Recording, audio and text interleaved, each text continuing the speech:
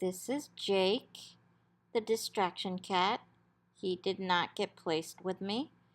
I am sure my little kitties at home are thrilled that I'm not bringing home another cat.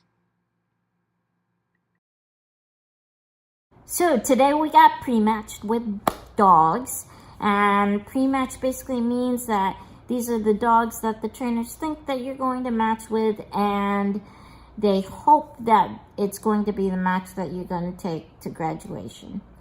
However, that can change at any time and for multiple variables, which I'm not going to go into. Pre-match day is a pretty big day because it could really mean that this is the dog that you are going to spend a lot of time with for the next 10, 12 years. So I am excited that I got pre-matched and very happy with my pre-match. After we found out about our pre-match, we got to spend a little time with them. We walked around campus. We worked on a couple of commands, and then we went over a couple of lectures as well today. So today was pretty structured, much like the other days, except for the whole announcement of pre-match. And tonight is the last night that we are going to have that's going to be totally dog-free. Tomorrow we actually get to bring the dogs back to the dorm, and they're going to spend the night with us, and we have to take care of them from there on out. So a lot of times what they suggest that you do is go try and get your chores done. Whatever chores you might have, whether it's going to the grocery store or going to Target or to the bank or wherever you need to go, they suggest that you try and do it now because it's a lot harder to do while you have the dogs with you at night. Now, the dogs, for CCI, we don't take the dogs out in public without the trainers until we graduate. And that's, I think, is for good reasons. It's, best to have all the tools that you need in your basket before you head out into a very chaotic area. And we haven't gone off campus yet. So I think it's really a good idea that you get all your chores done. And, I even highly suggest that you, if you can, go grab some dinner, get off campus for a while, maybe even catch a movie or whatever. The first time that I came to team training, my mom was with me at team training, and we went to see Titanic. So that was the year that I went to training.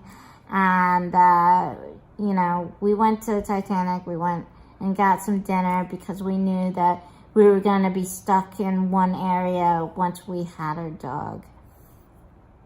Anyway, so tonight what I basically did is I went with a bunch of classmates, and we went and grabbed some drinks down near downtown, and we also grabbed some food as well, and that was a lot of fun. And it was just good to get off campus and spend time with some classmates outside of the structured time that you have on campus.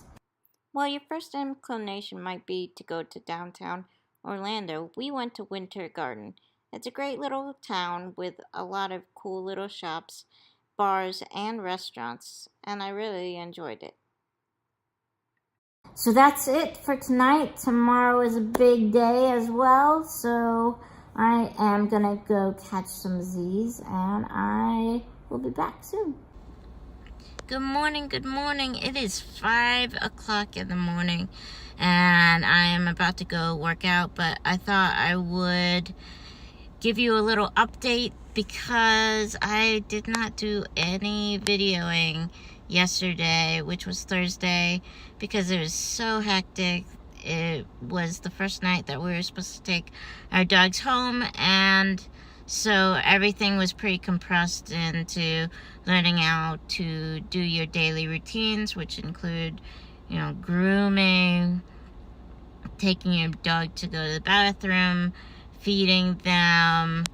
They talked about the training habits that you would have, and the day was pretty packed. I got to take my dog home, and they were very, very good.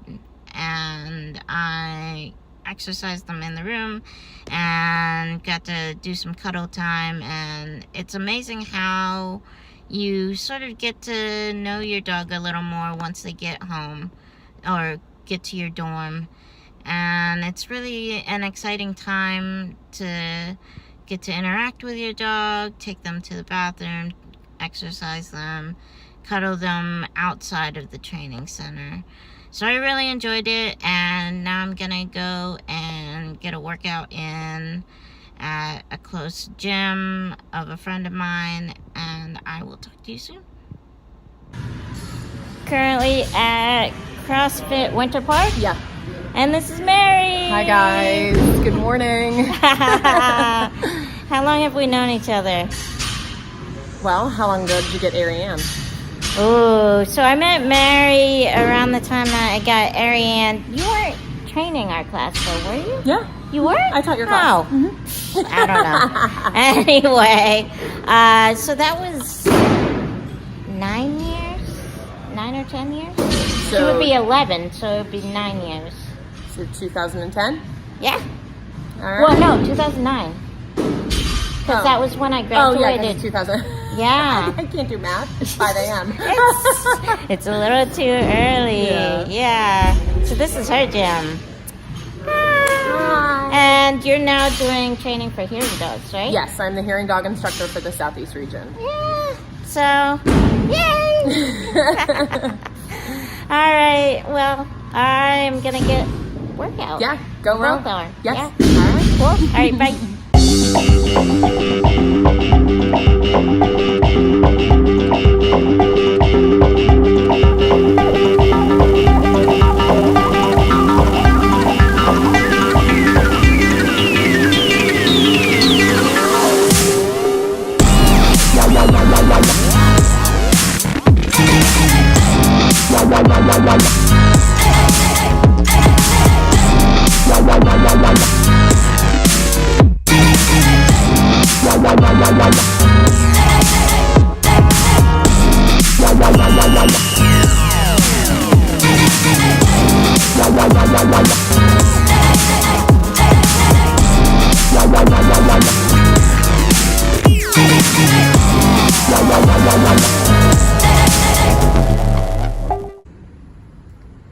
So I got some questions about the application process and what it took to get a CCI service dog. The first time I applied was around when I was about 8 or 9, and my parents did most of the application process for me.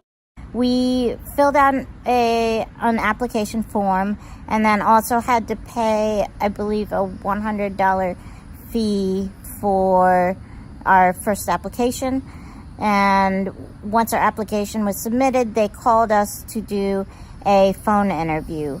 After the phone interview, and they felt like this could be a good match, we sent in a videotape to show what our house looked like, to show our backyard, to show what animals we had, family members, what our household was set up to look like, and we sent that video in. After the video went in, we got a call that we were going to do a in-person interview. The in-person interview involved somebody from CCI who came up to North Carolina, and they met with me and my mother, and they asked us various questions. I don't remember it very clearly because it was a while ago. It was over 20 years ago. So I can't really give a lot of details on that, other than I remember speaking to somebody and showing my corrections, and my mom doing the corrections as well, and doing the command sequence and all of that. And then after that, we were told that we were accepted into the program. I actually didn't know that. My parents actually kept it kind of a secret, and I actually didn't hear about if I had made it into the program until my parents on Christmas Day, they gave me a crate and some food bowls, a raised food dish, and told me that I had gotten accepted and that I was going to go to team training in February. That was basically the process. It took about 2 years in total from the time that my parents started the application process to the time that I actually got the dog. My first dog's name was Stephen G. The second time was much different. I was doing the application process. I had talked to CCI and told them that I was interested in getting a successor dog, and they sent me an application form, which I filled out, just talking about my current situation, what kind of dog I was looking for. This time I was applying for a regular service dog. The first time I got a skilled companion, and the skilled companion actually requires another person to be involved in that team, and that other person was my mom. And this time I was applying just for myself, and I wanted a service dog that would be able to pull for me and just help me maneuver my chair whenever I needed it. After I finished the application, I sent them documentation from my doctor saying that I would be able to complete the training. And then we did a phone interview, and that was basically it. It was pretty low key in terms of reapplying. I believe I had actually had to turn down a couple of the training sessions because of the fact that I was in the middle of getting my master's program, and then got a call in, I believe, February, telling me that they had the perfect dog for me. And actually, unfortunately, the training was on the same time as my graduation. And so I was trying to decide if I could come, because I really wanted to go to my master's graduation. And luckily enough, the CCI was very, very flexible, and they told me that I could go to my graduation and then come back and finish training. So, because graduation was right smack dab in the middle of the 2-week training. So that's what I did. So it took a lot longer than it technically needed to take. It probably would have only taken maybe 3 to 4 months, but I think it took about half a year to a year to finally do it, just because I had said no to previous offers to come to team training. The next time I applied, which is for my dog for this time, the application process was a little different. They again sent me an application, which I filled out, sent in. It had a letter from my doctor saying that I could still complete the training. And then I did a phone interview, and they wanted to do an in-person interview.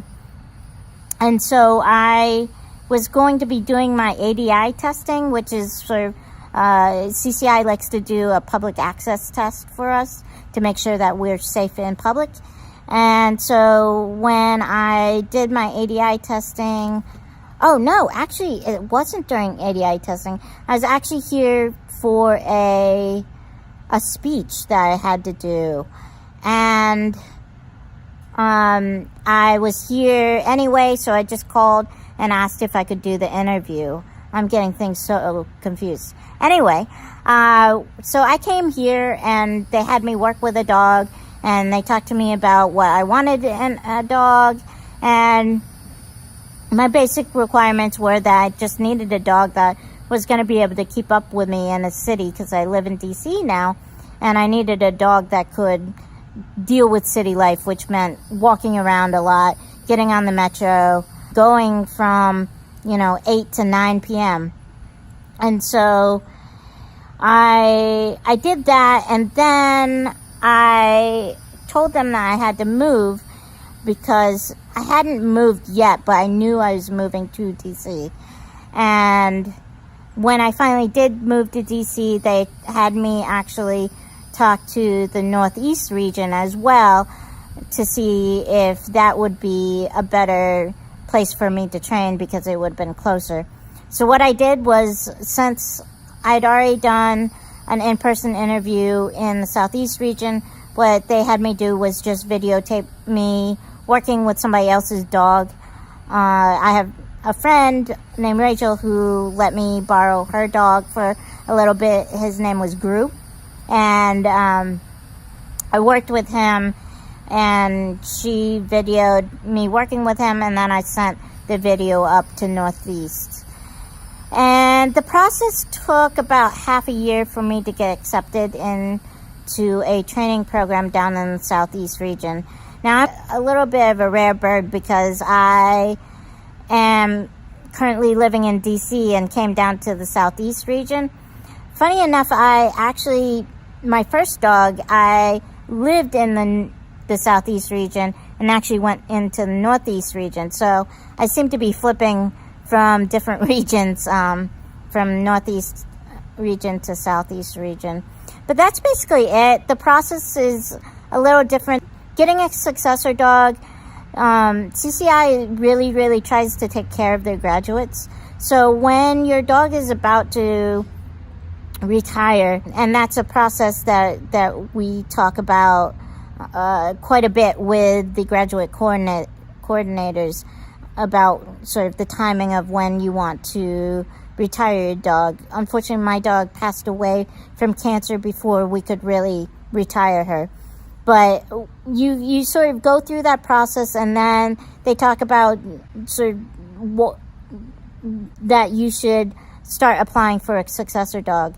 They try to make sure that people who are applying for successor dogs sort of go on a priority list, because they know that, you have experience working with a dog, and they don't really want a big time between when your dog retires and when you get a new dog, because they understand that you've spent a lot of time sort of relying on that dog. And so that's one thing I love about CCI, is that they really do take care of their graduates, and it's one of the reasons why I've stayed with CCI, is because I really do feel like they take care of us, and they really care about any issues that we're having, or just, anything from emotional issues. When I was retiring my first dog, that was really hard on me, and the trainers were wonderful. They talked me through it. They talked me through my resistance in getting another service dog. Even when I was in team training, they talked to me about that, and it was really helpful in helping me sort of get my head in the right space for team training. And when I lost my next service dog, again, they were super supportive. I received a couple of different calls from them asking me how I was doing. And, I've actually become friends with, as you've seen earlier today, I have become friends with some of the trainers, because they're wonderful people, and they really care about the graduates. So that's it. That's the process of going to apply to get your service dog. Again, if you have any questions, feel free to comment below. I will try to answer them when I can. I'm thinking that my videos are going to be pretty spaced out, just because a lot of the stuff that we're doing are pretty similar. And I just want to send out new content. And team training takes a lot of energy out of you, so I will try and post something in the next 2 or 3 days. All right.